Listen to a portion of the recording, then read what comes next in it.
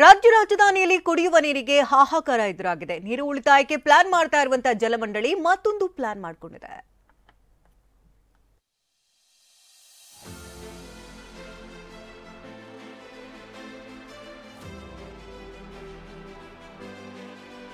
ಮಳೆ ಕೈಕೊಟ್ಟಿದ್ದು ಅಂತರ್ಜಲ ಮಟ್ಟ ಕುಸಿದಿದೆ. ಸಿಲಿಕಾನ್ ಸಿಟಿಯಲ್ಲಿ ಜಲಕ್ಷಾಮ ಎದುರಾಗಿದೆ.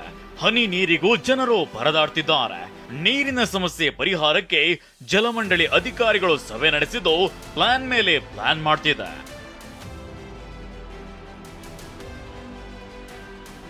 ಅನಗತ್ಯ ನೀರು ಪೋಲು ತಡೆಗೆ ಜಲಮಂಡಳಿ ಪ್ಲಾನ್. ನಲ್ಲಿಗಳಿಗೆ ಏರಿಯೇಟರ್ ಅಳವಡಿಕೆ ಕಡ್ಡಾಯ. ಹೌದು, ಅನಗತ್ಯವಾಗಿ ನೀರು ಪೋಲಾಗುವುದನ್ನ ತಡೆಯುವುದಕ್ಕೆ ಜಲಮಂಡಳಿ ಮುಂದಾಗಿದೆ. ಅದಕ್ಕಾಗಿ ನಲ್ಲಿಗಳಿಗೆ ಏರಿಯೇಟರ್ ಅಳವಡಿಸುವುದನ್ನ ಕಡ್ಡಾಯ ಮಾಡಿದೆ. ಅನಗತ್ಯವಾಗಿ ನೀರು ಪೋಲಾಗುವುದನ್ನ ತಡೆಯುವ ನಿಟ್ಟಿನಲ್ಲಿ ಜಲಮಂಡಳಿ ಪ್ರಧಾನ ಕಚೇರಿಯಲ್ಲಿ ಸೋಮವಾರ ಬಿಡಬ್ಲ್ಯೂಎಸ್ಎಸ್ಪಿ ಅಧ್ಯಕ್ಷ ರಾಮ್ ಪ್ರಸಾದ್ ಮನೋಹರ್, ಪ್ಲಂಬರ್ ಅಸೋಸಿಯೇಷನ್ ಪದಾಧಿಕಾರಿಗಳ ಸಭೆ ನಡೆಸಿ ಈ ನಿರ್ಣಯವನ್ನ ಕೈಗೊಂಡಿದ್ದಾರೆ. ನೀರು ಪೋಲು ತಡೆಗೆ ಮಾರ್ಚ್ 21ರಿಂದ ಮಾರ್ಚ್ 31ರ ಒಳಗೆ ನಲ್ಲಿಗಳಿಗೆ ವಾಟರ್ ಟ್ಯಾಪ್ ಮಾಸ್ಕ್ ಅಂದ್ರೆ ಏರಿಯೇಟರ್ ಅಳವಡಿಕೆ ಕಡ್ಡಾಯ ಮಾಡಲಾಗಿದೆ. ನಗರದಲ್ಲಿ ಪರವಾನಗಿ ಹೊಂದಿದ 1500 ಪ್ಲಂಬರ್ಗಳಿದ್ದು ಏರಿಯೇಟರ್ ಅಳವಡಿಕೆಗೆ ಜಾಗೃತಿ ಮೂಡಿಸಬೇಕಿದೆ. ಏರಿಯೇಟರ್ ಅಳವಡಿಸುವುದರಿಂದ 60% 85% ನೀರಿನ ಉಳಿತಾಯ ಮಾಡಬಹುದಾಗಿದೆ.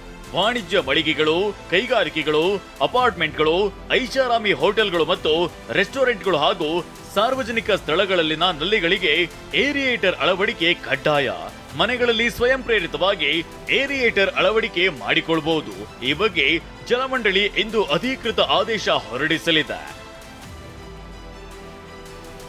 ಏನೇ ಹೇಳಿ, ಜಲಮಂಡಳಿಯ ಕೇಂದ್ರ ಕಚೇರಿಯಲ್ಲಿಯ ನಲ್ಲಿಗಳಿಗೂ ಏರಿಯೇಟರ್ ಅಳವಡಿಸುವ ಕಾರ್ಯ ಪ್ರಾರಂಭವಾಗಿದ್ದು, ಜಲಮಂಡಳಿಯ ಇತರೆ ಕಚೇರಿಗಳಲ್ಲಿ ಏರಿಯೇಟರ್ ಅಳವಡಿಸಲು ಸೂಚನೆ ನೀಡಲಾಗಿದೆ. ವಿನಾಯಕ್ ಗುರಾವ್, ಟಿವಿ9 ಬೆಂಗಳೂರು.